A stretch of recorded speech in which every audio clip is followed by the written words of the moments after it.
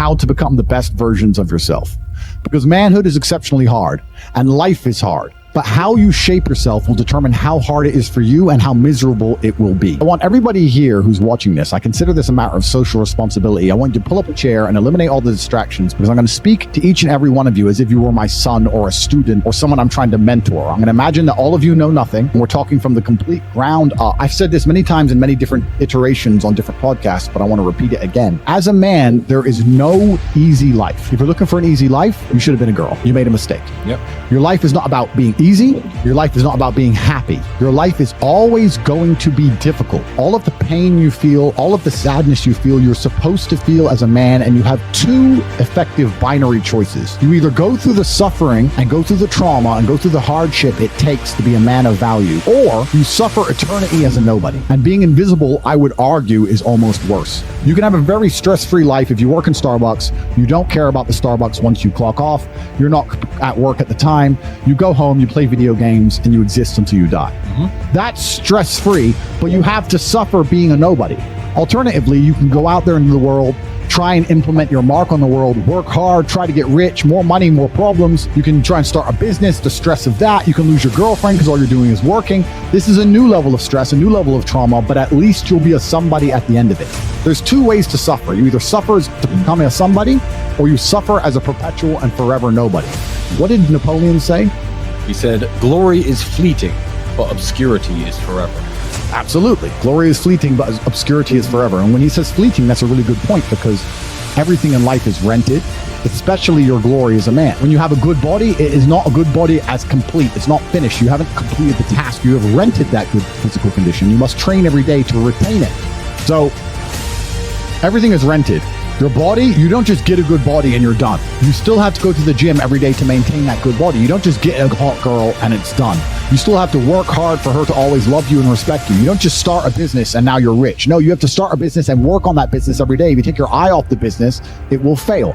Everything in life is rented. So when he says glory is fleeting, he's also absolutely not correct, because glory is fleeting and you have to constantly and endlessly work for it and make sure that you never stop. Otherwise, it will be taken from you.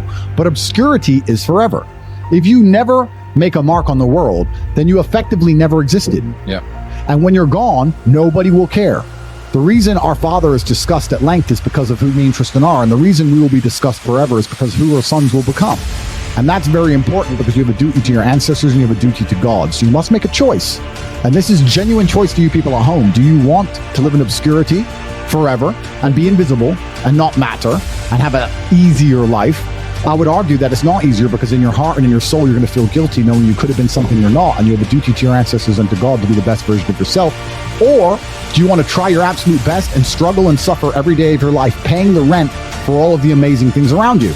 We pay endless rent. We pay rent for our bodies. We pay rent for our relationships. We pay rent to keep our kids. We pay rent to keep our business. We pay rent to keep our freedom. Every single day is work to pay the rent. Absolutely never ending. And you have to make that choice. So if you have a pen and paper in front of you, you need to decide. Do you want to be invisible with a lower rent bill? Or do you want to be important and work hard and suffer to make sure that the rent is paid? It's a choice you must make, and it's binary, and you must be extremely dedicated towards the decision you finally make. So as you're just finding yourselves as men, I understand I have a huge responsibility because of the massive platform I have. There's no doubt about it. I am the largest influencer in this space. I'm perhaps one of, if not the largest influencer on the planet today.